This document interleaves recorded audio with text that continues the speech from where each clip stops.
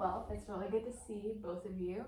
Tell me a little bit about why you came today. Do you want to say? Okay, maybe you talk about it. Well, so we have a couple of friends that are guys that we hang out with together, and I've been hanging out with them for 2 years, and it was fine in the beginning, and then relationships got complicated. But I think I've come to the point in my relationship with them that I don't want to be a part of it anymore. But that puts Lauren in a tricky situation because she's still friends with them and still wants to hang out with them, but I'm trying to slowly figure out how to remove myself from the situation. Sounds like you have like a lot going on in your mind. Remind me of the relationship, the nature of your relationship. We're sisters. Your sisters, okay. So you both hang out in the same friend group, and you've kind of been pulling away and feeling like I need to step back. Right. But this affects Lauren because she's also part of the same friend group. Right. And is not feeling the same way? Yes. Okay. So can you, in your own words, kind of tell me about it? Yeah. So I knew this was something that her and I had kind of talked about for a long time because there are things that these guys do that kind of bother us. And I am aware of the ways that they make her feel because I often feel the same way. Okay. And so I don't blame her for wanting to leave. I think how it affects me is just I'm kind of sad about it because I already sense a lot of change happening and I'm not so good with change sometimes. And I've known them since my freshman, since I first got here. And it would just be kind of hard to just say goodbye to that. Sure. And she's obviously made it known to me that her decision doesn't have to change mine. If I wanted to continue to hang out with them, but I know myself and I know that unless God is telling me stay in this relationship, that I'll probably kind of go with her because I also don't necessarily, I don't hang out with them without her normally because of just, I don't know, I just never really do. And so I also don't know if I would really be appreciated enough to feel like I should continue to spend time with them even if she's not there. And so it's just I guess I just feel like a lot of change is happening all at once, even if we talked about it. Now it's officially she wants to leave this and I'm kind of caught in the middle there. So it sounds like there's a lot of hesitancy on your side and maybe sadness because Emma's deciding to leave and you're not sure what to do. You mentioned that there are a lot of things that they do to bother you. So can you tell me about what that looks like? Do you want me to talk about it? So Emma and I we try to be good friends to them and be supportive of them and do things for them, but they're not good at showing their appreciation for that kind of thing. And sometimes it feels like they would be just fine without us, and that's hard. That's hurtful. But I feel like I know them well enough to know that they would be sad and would miss us. And appreciate our relationships. But I think she disagrees. Yes, I do. Yes, to chime in with that. I mean, she described it well how they're hurting us, and what they do that bothers us. But just because they may have good intentions and they do care about us doesn't mean that that's what we should accept and be all right with. I want somebody who's going to, number one, care about me, but then show me that they care about me in more than one way. Because both of us do that for them, and I can't be in a relationship with anybody where I'm not receiving anything, but I'm just supposed to know that they care about me. Like, I mean, there are relationships that I pour into, like with children or with Hannah, like those I've designated relationships for I'm pouring into them. And I'm not expecting anything out of it. But to call them friends, I feel like we should expect some type of care from them, you know? So you mainly have, seems like frustrated feelings Yeah. towards that. Yeah. And I think that it's good to note that you can hold both of these things at the same time, because you both do have different perspectives, and Lauren has known them a little bit longer, so I'm sure she feels more sense of loyalty to them. And so I think it's good to hold both of those things, and you know, you can have different perspectives and disagree on that. Did you have anything else to add to what she was saying? No, I guess I just I don't think that we should. I agree with you in that I don't think we should accept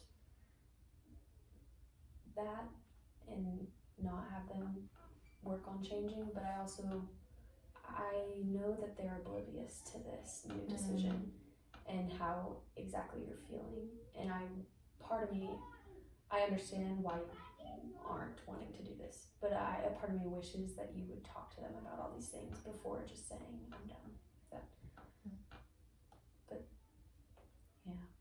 Yeah, so for you it's difficult because you don't feel like they have had a chance to. I know they don't know, because not to excuse them just because they're boys, but I have a little brother, and I know that unless you tell them sometimes tell them straight to their face, this is how I'm feeling, this is what you're doing that's making me feel this way, then they're gonna probably be oblivious to that. And it sucks, but I think if I were in a position of genuinely I don't want to be friends with you at this point, I have all of these frustrations and I don't feel appreciated by you, I would tell them before. I would tell them straight up, and if there's no change, then I know that I'm making the right decision at that point, you know? Yeah, that makes sense. Yeah, and I think again just differences in ideas of how you want to go about things. So earlier you mentioned, I can't exactly remember how you said it, but I wouldn't do this if God had told me to do it. Do you remember what you? Because Emma's leaving, I think a part of me kind of wants to do the same thing. I want to stick with her because she's my closer friend, and I guess in a way I'm just unless God tells me straight up I want you to continue this relationship with them, then I don't know if I'm gonna do that. Right. No matter how much she tells me she doesn't think, she doesn't want me to, her decision to affect me, Yes, yeah. I just know that it probably will. Definitely. So what part do you think your spirituality plays in this? Is that a question for both of us? Yeah, just an open-ended question. Well, so as Christians, we believe that we're supposed to be forgiving and loving to one another like Christ was to us. And I think that's something that I have been holding in the back of my mind for a really long time, because this is not a decision that one thing happened and that was it. Right. This has been something that's been on my mind since last year, about wanting to leave and not feeling loved or cared for in this group. But I had felt previously that God was telling me to stay and continue to be friends with them, and so always trying to keep that in front of me, and that I'm supposed to love them no matter what and forgive them no matter what happens. But I think it coming up again, I started to question if that was a continued is this what God has for me now? And I honestly I don't know the answer still. After talking to a couple of people, I came to the conclusion that this might be where God's leading me based upon the feelings that I have. But since He hasn't given me a direct, this is what you're supposed to do, I'm going to start doing it slowly, like excusing myself from hanging out with them and just taking it one step at a time rather than saying I'm not doing it, so that like if this is the wrong thing and God does want me to stay, then like I'm not excusing myself already or making the decision. Sure. But I'm going in the direction that I think God has for me, and I'm waiting for Him to like say yes, this is what I want you to do. So your faith plays a very big part in this problem that you're having. Well, it has always played a part in all of my relationships, and I am not the type of person to leave people, and so it weighs very heavy on my heart. And when something like that's this big and important to me, then of course I have to take it to God and ask Him what I'm supposed to do. And so yeah, it does play a big part. What would you say for yourself? I don't know how to beat that. Not that it's a competition, but I guess I'm sort of on the outskirts of like this is directly affecting her and in turn affecting me type of thing. Sure. And so like I have prayed about staying in this relationship as long as probably she has, and I just don't feel necessarily like God is at this point saying, I want you to leave. But I definitely have been in prayer about it a lot and I try to do what God wants me to do. Sometimes it's hard to know exactly what that is. Yeah. And I'm just learning kind of how to hear Him. Yeah. So you're doing your best to listen and follow what He wants for you, and it's also I am. just as important for you as it is for Emma to do what He wants. Yeah, and I've been also just praying for her as well, and praying that God will change my heart to align with what He wants us to both do. Yeah, I love that you said you're praying for her, because it seems like you have a very strong relationship with each other and care about what the other one does, which is why this is a problem that's happening, is because you care for the other person. So that's really good to hear. What other kind of social supports do you guys have other than these guy friends? Social supports? Yeah, so just other friends, like are you close with your family, just different other important people in your life? Yeah. Well, our older sister, I'm very close to, and so I go and talk to her a lot and get advice. And I mean, yeah, the rest of our family, like, of course, we're close to. I just don't think me as much to the rest of them. Okay. I don't have a whole lot of friends outside of the guys in Lauren. People that I call close friends. Yeah. People that like I feel comfortable just hanging around all the time. Yeah. So this is a very big deal that you're thinking about stepping away from these guys. Yeah, because then it's Lauren, and I have other people like Reagan, but I'm not very close to Reagan, and two of our old roommates, Piper and Stephanie, but they both moved on, kind of different aspects in their life, and so yeah, this is a big deal for me because I'm saying goodbye to almost all of my friends. So that would be really hard and hurtful. Yeah. What about? I didn't think about that. I didn't know that's how you felt. I'm very close with our family. I am very close with Reagan and Lauren. And I have two friends that I've been very close to my entire life, who I just know are always there, Briley and Chloe. And I do have a lot of friendships that kind of feel like the other friendships that she was talking about, where it's just like not necessarily like I feel like you get me, and like I can just be with you.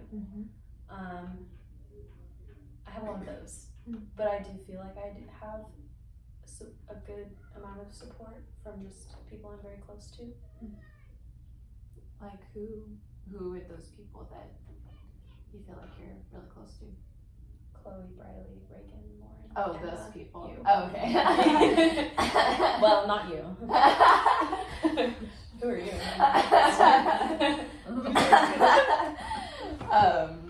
Yeah, okay, so you do feel like you do have people to lean on, though, outside of. I do. I feel like she's my ultimate, though. Like, she's that first person. Yeah. But I do feel like I have. Yeah. There was something I wanted to go back to. You said that you didn't know that she felt this way. So what kind of things were coming up for you as she was talking? I guess during this whole process, I felt kind of sad for myself and didn't take as much consideration into how this is going to affect you. And I'm sorry for that, because I don't want to make this about me, even though like it does kind of affect me. Like, it's not about me, and I want to support you and what you're doing. And I think that you choosing to follow where you believe Christ is leading you, like, I want to support you in that 100%. And I'm here, and I don't want you to feel alone in it, because you already probably feel a little alone in it. Yeah. So, Thank you. Did you have anything to say back to her? I appreciate you saying that, and I don't think I realized how hard this is going to be for me, because I don't know, like, I was upset about just how the guys were choosing to treat me, and I focused on that rather than like what it's going to look like, in the future. Right. And so, but I appreciate you saying that and understanding how I'm gonna feel, because I don't think I understood how I'm gonna feel this. So And as you're going into this kind of next difficult phase, it will be really important, it seems like, to have Lauren as someone supporting you and helping you understand how you feel. So, yeah. So thank you for saying that. That was really great. So you never mentioned church as one of your like kind of social supports. Is that something that you are both involved in? Because you both mentioned that faith was important to you. for me and Lauren, but it is. I think I didn't mention it because currently I've been kind of having my own like crisis of where do I belong, just because we move so much, going from school and back to home, that kind of thing. And so like I have people from both of my churches at home and the one in Shawnee that I love, and they are supporting me, and I would say that, now thinking about it. But I think that in the back of my mind, I don't count them as that, because I don't know, maybe like I don't see them as much, or I don't get to invest my whole year with them, It's just like a confusing thing. Sure, yeah. And maybe there's not as much vulnerability there because you're not with them all the time. You're not sharing your lives with them like you might like a sister or friend. Right, yeah. So that makes sense.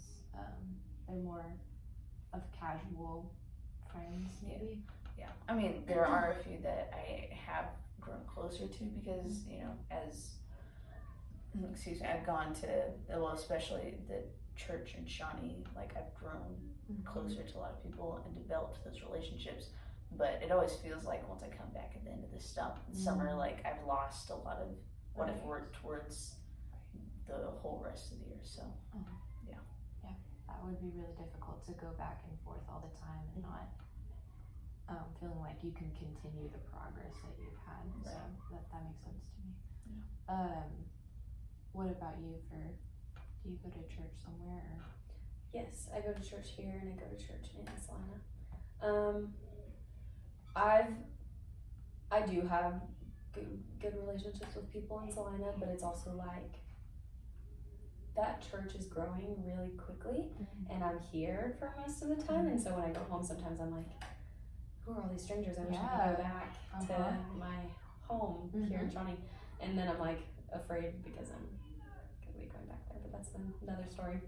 I'm gonna be moving back, and I'm like, I feel like more of my church family's here. But I would say I'm on a very similar boat as Emma with just feeling like these are the friendships I have on Sundays, and I don't really see them otherwise. And I do feel like I've grown closer to some of the girls that I am with on Sunday mornings, and I do serve in children's ministry, and I've grown closer with the girls that serve there too. But I wouldn't say I feel super close to any of them. It's probably on me because I haven't made much of an effort to continue to hang out with them outside of just the church atmosphere. But I'm not a part of a community group, and Emma and I actually talked about this recently, how it's benefited her. She has a mentor out of it, and has gotten to know just people of different age groups in her church, and felt like she's gotten closer to them. And it's kind of encouraged me to be like, okay, this is something I'd like to seek out next year, because I think that would be a special thing. And then I'd see them more than just on Sundays. And it could, I don't know. I've never really been a part of something like that, like a community group, girl group, whatever you call it. But I do think it could be beneficial. So you don't necessarily feel attached right now, but you would eventually like to be. Yes, and I think, yes, I would like to be. Even though I'm leaving soon. Part of me is like, do I want to get super close with people if I'm about to leave? But I'm like, I know it's important. So that is a hard part of college, because you're just not here very long, and so there is that temptation to kind of be like, oh, I don't need to get attached because I'm gonna be gone soon. That makes sense. So you're from Salina, and where are you from? Well, Weatherford. Do you have something to say about that? No. Okay. So how often do you get to go see your family? Pretty often. But it's only for a short period of time. So like, I'll go up every 3 to 4 weeks for a weekend. And it's just nice to catch up with them because they really like it when I come home. It's far away, but I like to make an effort to do it, especially because a lot of times there's an event happening at home, or my brother has like a game or something that I want to see, or my family's going to be in town. And so like extended family is going to be in town, so I'll go up and see them then. That's awesome. So family time seems to be pretty important for you guys. What's something that your family likes to do together? We like to be goofy and silly, and just we do. Mess around with each other in any way that we can. I agree. We like to spend time with each other. Quality time. Do you see that kind of same atmosphere like in your other relationships, or like between y'all whenever you're hanging out? Yeah, I think since like being in school together, like we have over half of our classes together, and we live in the same apartment. It's hard to be that way all the time, but we try and still be silly with each other. So Have you seen that be like something helpful during this time of just like a lot of questioning and maybe some conflict between you? Like, what has that looked like as you're having problems? Well, when we have problems, it's harder to be silly with each other and to joke around, but we do like still make an effort to joke with each other. And We make an intentional time to just be with each other during the week. Because a lot of the time we're with each other, and sometimes it doesn't feel like it's a choice anymore. Even though I love being around her, it's Yeah. like I just, I long for the days where it was like I know she wants to be around me, and Yeah. so it helps to have that intentional time with each other at least once a week. Yeah, I love that you guys do that. So what does that time look like together? we go to Walmart a lot because it's usually at the beginning of the week. Or we'll go get a treat from ice cream, or we'll go hammock, or I don't know, just a fun little thing that we both enjoy. Yeah. Sometimes we sit down and watch like our shows together. I realized I was starting to get the same time. Yeah, you both are doing that. Yeah. We're twins. What shows are you watching right now? One's called The Parent Test. Ooh, that Yeah. sounds interesting. Yeah, It's good. It is. It's very interesting because it takes a whole bunch of groups of parents, and they have different styles of parenting, and then they put their kids to different tests to see how they respond to it based on each style of parenting. As future teachers and future mothers, we find it very I bet you intriguing. would love that. Yeah. Yeah, you taking notes and stuff. I mean, So that sounds like a way that you guys kind of cope with the stress of everything together. Is having silly time. You like to watch movies and shows. You mentioned going to Walmart. Yeah. Sounds like fun. Grocery shopping. Sometimes we have to like make a distinction of like, okay, we're gonna do this and it's gonna be fun. Hey, we're This is gonna a listen to boring fun Walmart trip, and This is a fun Walmart I trip. gotcha. Okay.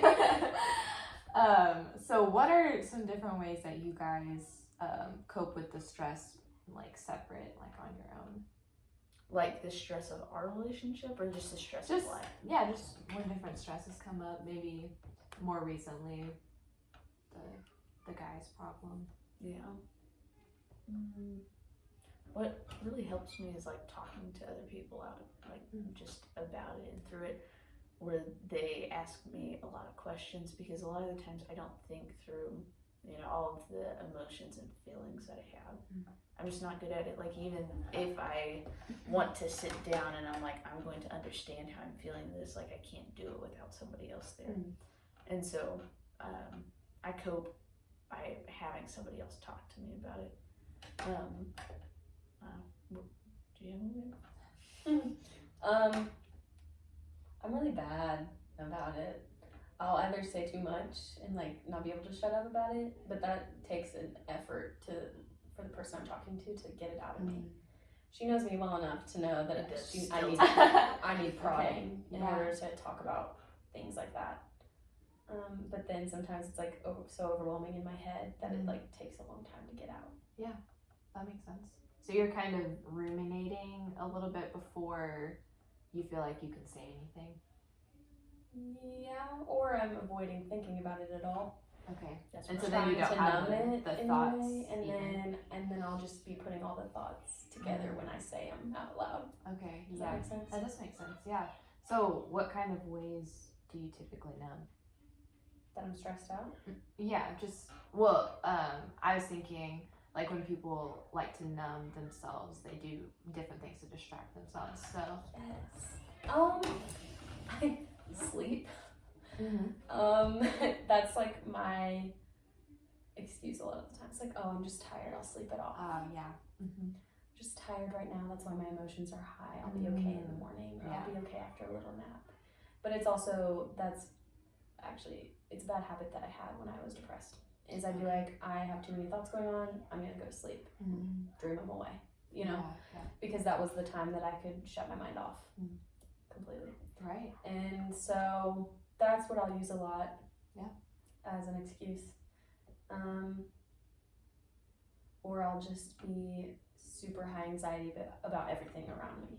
And then I'll know like something I think is up. Because why am I so anxious about every little thing right now? that's kind of how I know Yeah. when it's probably become too much. But then it's still hard for me to actually say it until somebody asks me about it. Right. That's why she's good for me. you ask make about sure it. and ask about it. She does. Sorry. Yeah. I'm a lot to She handle. takes a lot of prodding. I do. But I'm a Try very not to. stubborn person. So. I used to take, So it works. I used to take more. There's progress. There's some progress I'd like to. She does progress. Yes. Or has.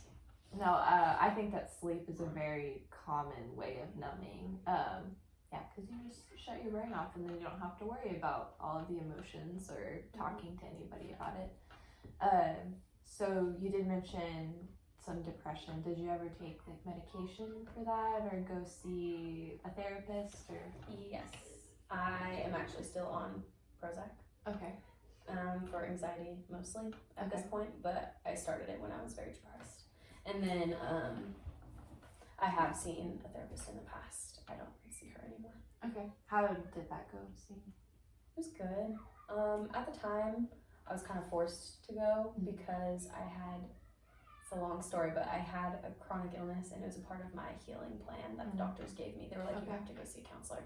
And so it was like, it wasn't my decision. And then I wasn't depressed until a little while after that. And then she was Okay. like, you're getting worse. But she was very kind. And that was actually the first time that I really felt like I could say everything, Wow. all that I'm yes. feeling. And like, she wouldn't judge me for it Yes. because it's her job, you know? And I also didn't know her outside of it. Mhm. And so that was kind of like, it was good for me, I think. It was very out of my comfort zone, but I did that. And Yeah. I could see why, like, it would be beneficial for me to go back probably. But it was good when I had it. Yeah. Very good Yeah. for me. And you should be proud of yourself for being able to step outside your comfort zone and tell someone all the thoughts that are in your head because that's something really difficult to do. Thank you. Yeah, yeah, and it's cool that that was the first time that you felt free to be able to do that. Yeah, so thank you for sharing that. While we're on the subject, have you ever struggled with any kind of depression or anxiety in the past? I wouldn't say like something that had longevity to it. Okay. But I mean, I've been depressed at times, but it wasn't something that lasted very long. And the biggest time that I can think about was I think 2 or 3 summers ago, and I had just felt trapped and didn't know what to do, and so I actually went to therapy, and it helped me quite a bit. So What kind of things kind of get you stuck in your depressive cycles? when I can't understand my emotions, I get very frustrated. And like before going to therapy, I didn't have any ways to cope with it or, you know, have tools to help me kind of get out of that, because I will like be feeling something and confused about why I'm feeling this way, what caused it, and then I'll just tend to be down on myself, like, you can't understand this. Everybody else knows what they're feeling and knows how to express it, and like you're literally sitting here mad and you don't know why, you know. And so, you know, I've come to like find different tools and ways through therapy on how to cope with that. And one of the biggest ways that is most effective for me is talking to people about it, and for them to just ask me a whole bunch of questions. So your self-talk was very critical and can kind of get you stuck in patterns of just thinking negatively about yourself. Yeah. Did you ever take any medication for No. either of those things? Okay. So what did therapy look like for you whenever you were going through that?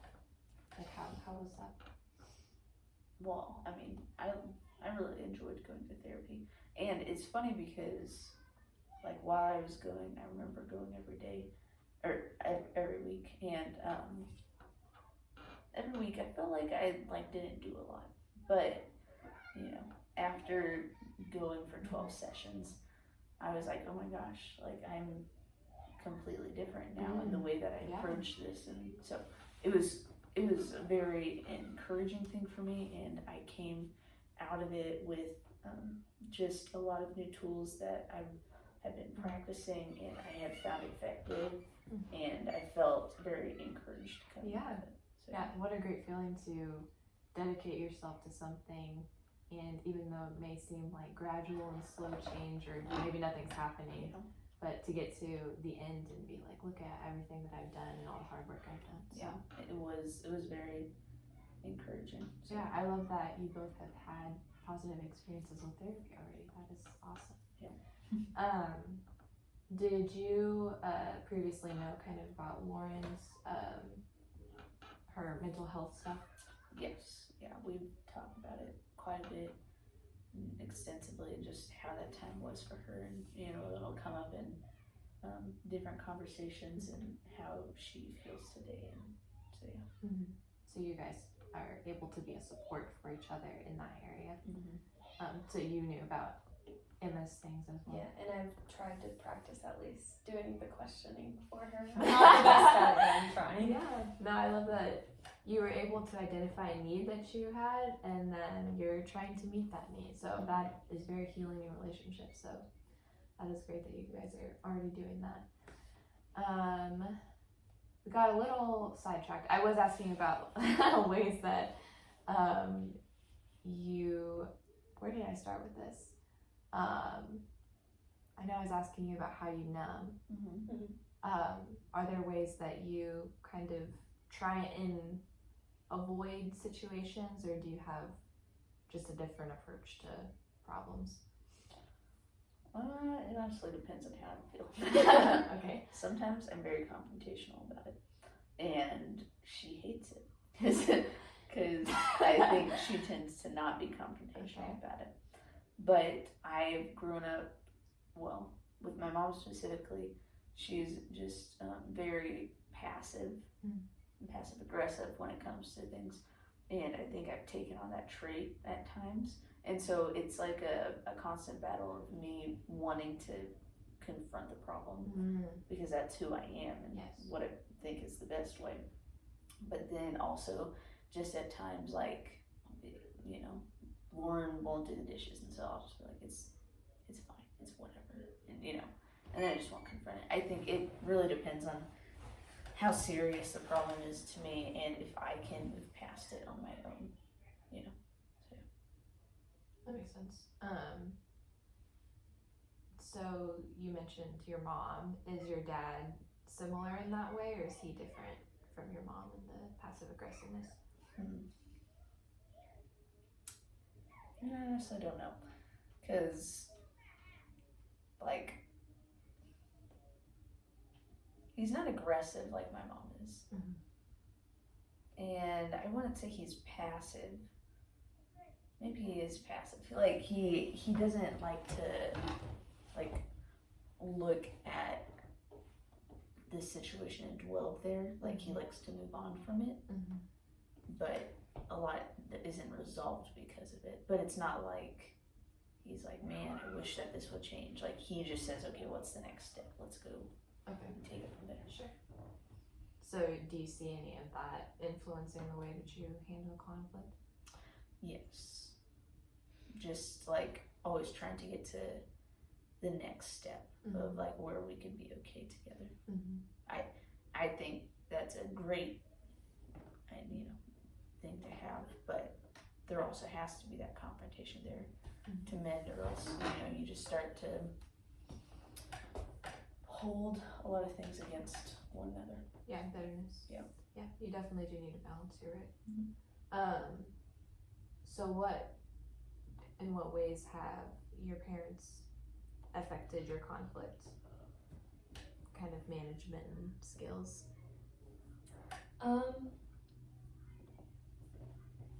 I suppose I'm more like our dad in that I prefer to, it's not that I prefer to not talk about it, because I always have a hard time when I'm not talking about it, and it's still there. Yeah. But it's easier for me to say, okay, I don't need to, like, I can just move past this. rather than fix the issue straight on in a confrontation-like form. And so, and then my mom, I guess her way of wanting to handle it right away is or her being passive. It's either one or the other. That makes it easy for me to be like, let me just retreat, it's easier this way. Yeah. Because I'm just like, I don't like the way she deals with it. Yeah, that makes sense. So I lost my train of thought. So whenever y'all are having some kind of conflict, like,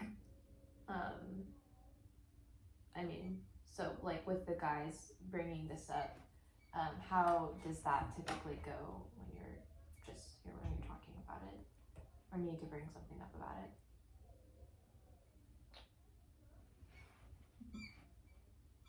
One of us usually says, like, hey, can we talk about this, or asks if something's wrong.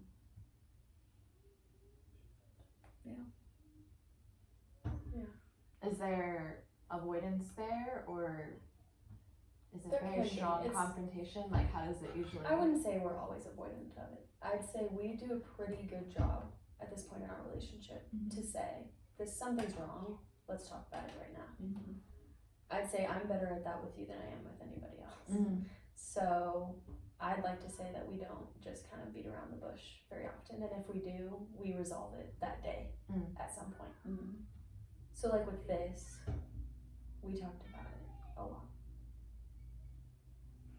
We had long conversations about this. Yeah. I think.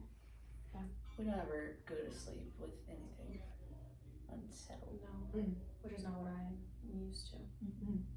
But I've come to realize the importance of it. It's also biblical. It is. That is so cool. So when you say it's not what you're used to, like in other friendships, in More like my relationships with my family. your family, you always kind of. That's my first reaction. It's just, I'll just deal with it later, or probably not at all. Like, I'll just go to bed. But my mom doesn't let me. She's like, no, we're dealing with this now. We're going to resolve this before we go to bed. Like, it's like mom is never. Yeah. She'll never let us go to bed angry. Either if she's having conflict with my dad, like you'll just hear him talking about it. Yeah. So that something about that didn't like resonate with you though, to where like you don't like to do that, because you said Emma was one of the only people with that. Yeah, that kind of contradicts itself, doesn't it? It's hard to explain because growing up, my first reaction was how my dad did it, which was like, I'll just like surrender, let it be, and not actually resolve the conflict because there's still hardness in my heart oftentimes. I wouldn't say it's my natural instinct to not go to bed angry, because sometimes I'm just like, I don't want to talk about this. Like, I want to be done with this conversation right now, and I'll just deal with it in my head. Right. However, even though it's not easy for me, I can see the benefits of not going to bed angry. Yes. So it was habit for a lot of my life. Even though my mom wouldn't quite let me, like, I'd just be like, I surrender until she would leave me alone. It was easier to do that. But with Emma, I actually feel like I do talk about it until I feel like it's resolved in my heart. And it's hard for me to go to bed angry when it's with her. Yeah, I love that. Emma, it seems like, gave you space and non-judgment to maybe explore those things that you weren't really willing to do with other people. She actually asked me about me. You know, like asked me, how are you feeling? And if she could tell I was lying, she pushed it until I got. Yeah, sometimes you need someone to push you and like really show that they care and want to know what you're actually feeling. Yeah. She's not good about sharing her feelings. Not that she doesn't know what they are. She just is bad about sharing them. What kind of holds you back from?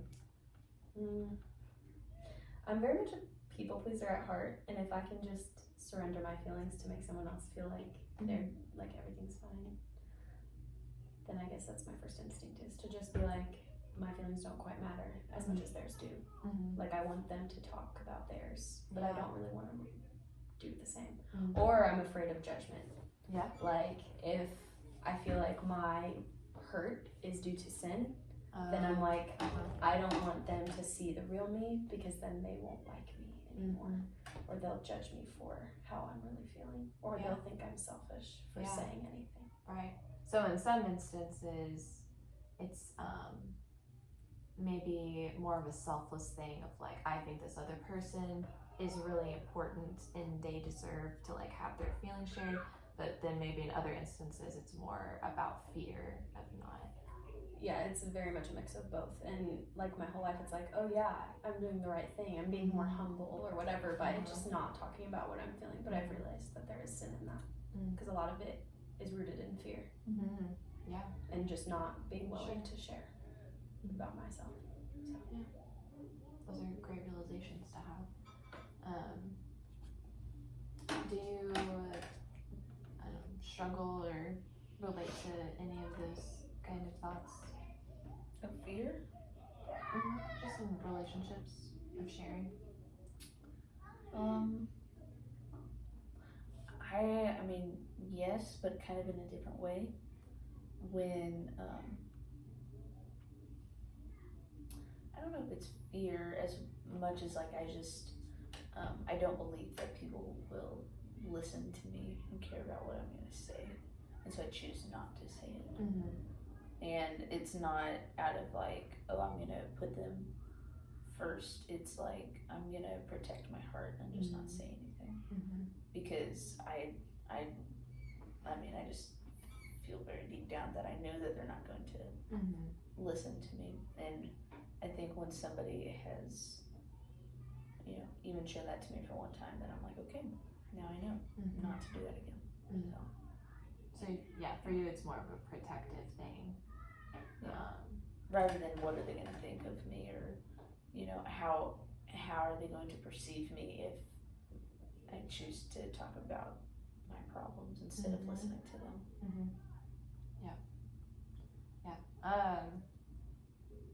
It sounds like you guys have done a really great job of being open with each other about those struggles though and working through those things.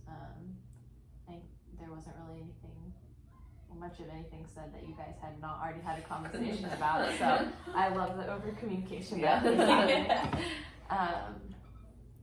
So I think next time when we're meeting we should talk more about your relationships with the guys and just like what that looks like for you guys to be on the same page and supporting one another, even if that looks like disagreeing. So I think we should plan on meeting next week. For Thursday. Okay. Alright, Thursday it is. Alright, yeah, thank you guys for meeting with me. Thank you.